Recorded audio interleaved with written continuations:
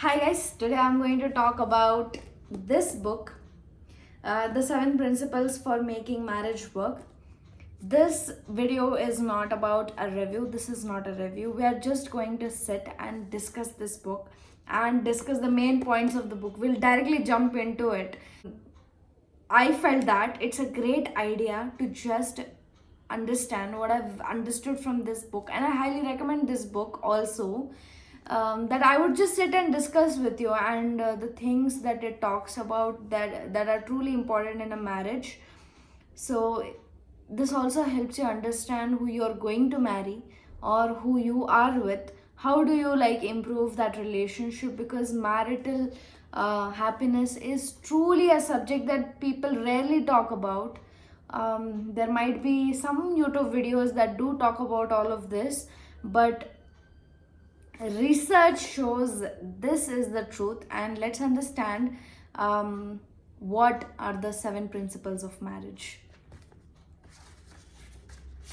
This is described as principle number 2, but I would describe it as principle number 1. The first one is nurture your fondness and admiration. I truly believe that this should be principle number 1. Maybe he did this. Oh, sorry. The author is John Gottman, and I think just to create some suspense, he made it as principle 2, but this should be principle 1, because fondness and admiration is something that helps you get back into a relationship again and again. Like he describes an instance where a couple thought of getting separated, but when they were asked questions about what made them together in the first place, what made them meet and fall in love with each other, when they narrated that to the other person, they could recall that pleasant memories they had when they met that person. So anytime you feel that this is not working or you have lost admiration, go back to that initial phase when you fell in love with that person, and doing this again and again keeps your love intact, is what I also believe. So the next is enhance your love map. What this means is to understand your partner through and through. What do they like? What do they not like? What are their future plans? How are they going in the direction of their plans? And just knowing that, how do they react when they are angry, when they are scared, or when they are happy, or when they want to do certain thing. So knowing your partner truly helps you navigate the relationship way smoothly, and he has given a bunch of questions for you to ask your partner and understand your partner. Enhance your love maps, know your partner through and through. Never in your life would it be enough for you to know your partner. There's so much to know. You might feel that after a certain point of time you know each other, there's nothing to know more, but there's always more to know about your partner, and that is true. There are always things that you can discover new about your partner, and this can keep the relationship very happy. And the more you know about your partner, the easier it gets for you to navigate the relationship and have a healthy relationship with them. See, if you know the patterns of a person, then it gets easier day by day, that you know what they're going to do, or what troubles them, how you can help them, and all of these things. It helps you be that good partner to your partner. Let's jump on to principle 3, which is turn toward each other instead of away. So in this chapter, he talks about how you need to be in favor of your partner and not against them. If they need help, go and help them whenever possible. And if you're not able to do that, explain why you're not able to do that. So make them feel that you are their partner and you are in their best interest. And whenever you get an opportunity to be in favor of them, be that person. Like if your partner is asking for validation, try and do that. Like if you turn away from them, then you're turning away from the relationship, and in the long term you will have issues. I really would recommend you to read the book, because every time you read a book, It's like you reading a chapter, you understand the importance of that chapter. Like, I'm just summarizing it, it's like a bite-sized content for you. But when you actually read a book, it's like your brain is taking up all that content and making sense out of it, and you become that person. Just I'm talking right now, so it's a fact for you. You might get you might forget it, but when you read a book, when you read a chapter, it stays longer because it's repeatedly going on in your head. So that's why I remember this. It's been almost 2 years that I read this book. I read this book when I got married, and it was gifted by a friend, and that friend is Pooja. And I'm so happy that she did, because I understood nobody tells people how to live a married life, and that's the point of it all. Like, nobody has given rules about how to live life, although I feel that school colleges must have given us some hint about how this is gonna go. This is most of our life. Interpersonal relationships, close relationships, and emotional intelligence are really crucial subjects that should have been taught but is not taught to us. And also, this being research based makes it so much more believable, and I do agree with all of these points, hence I'm sharing this. Okay, let's let your partner influence you. Whenever you get an opportunity to be on your partner's side, do that. If you don't do it, you are getting negative scores. And even if you're when you're not able to do it because of your own personal commitments, communicated to them, even that is an act of showing that you are on their side. So it's a very beautiful practice that you should be doing, and I hope you get to do it throughout the way. And whenever you get misaligned, make a note that, hey, maybe I'm not turning towards my partner, away from them. Let me just take small step to go towards them, right? So this is the point of it all.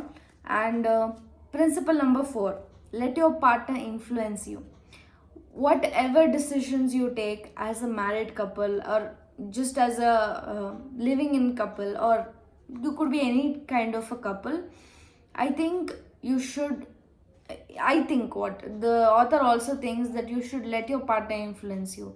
For example, there was a salary negotiation for a house help, um, and my husband did not discuss it with me. I know he took the right set of decisions, but I felt like I was not fully involved in the process, and that made me feel like I'm not in the relationship. So, uh, say I buy something tomorrow that he does not like. So it's that we need to consider each other's opinion. We have to come to a conclusion that I'm doing this, and if you're uncomfortable with this, let's figure out something that works for both of us. Something like that. The whole point of this is, whatever decisions it is, consider your partner. And in this book, he has described it really, really well, how it's important to consider. In India, I think this term Joru ka Gulam comes a lot, but being a Joru ka Gulam will actually get into being in a good relation. Don't listen to those adults who spoil you. Consider your wife's opinion. I think usually men have this problem that they do not consider wives' opinions. Decisions where both the persons are involved, I think you should let the partner influence you. Okay, let's jump on to the principle number 5, solve your solvable problems. So, if you're married, it is natural for you to fight, and if you're not fighting, there are two things possible. One thing is, one partner is over compromising. Second is, you're communicating really, really well. So, okay, solve your solvable problems. There are these small problems that come everyday life, right? So you need to have the skills to deal with them rationally and fairly and emotionally well, that both partners feel okay with it. It is totally up to you how you solve this problem. So the author has given like really good examples on how you can solve your problems, like small problems. That fights are actually a thing and it's not normal in a relationship. You will understand the importance of this. There will be day to day problems, whether you are married for 1 year, 10 years. There will be some issues. There are two people living, they have their own opinions, and if they are not conflicting a lot also, that means they have suppressed their self, and which is not a good thing. If principle number 6 is overcome gridlock. So I would narrate a small instance that author has given, in which the wife likes to socialize a lot, while the while the husband feels a little bit jealous, although the wife clears it to him that she has no interest in any other men. So how do they negotiate this problem? This is a repeating problem. She cannot stop socializing people, because that would mean she is restricting herself, which is not the right thing to do. And this is solved, not really solved, but somehow balanced by her assuring the husband that she is not into any other man. And they mutually decide that they spend most of the time together, and some part of it she spends socializing, or something that works for both of the partners, so that both partners feel secure. This was one such instance, but this is very clearly described in the book by the author, and I really loved how this is put. There are some problems in the relationship that go really long, so that must be tackled. So I think that really does deserve principle number 6 position. So principle number 7 is create shared meaning. So it has 4 pillars of shared meaning: rituals and connections. So rituals basically, and support to each other's roles, goals, having common goals, and values. So these were the 4 things that comes under shared meaning. So these were the 7 principles. I strongly believe in them. When I was manifesting my partner, the 6 things that were on my mind were in the video in my channel. You would, if you liked this video, you might also like that. It's also like the points that I listed are some logical things that you need to look for in a partner, and it also helps you understand if you are compatible or not. So if you like this video, do like this, give me a thumbs up and comment, and subscribe to my channel.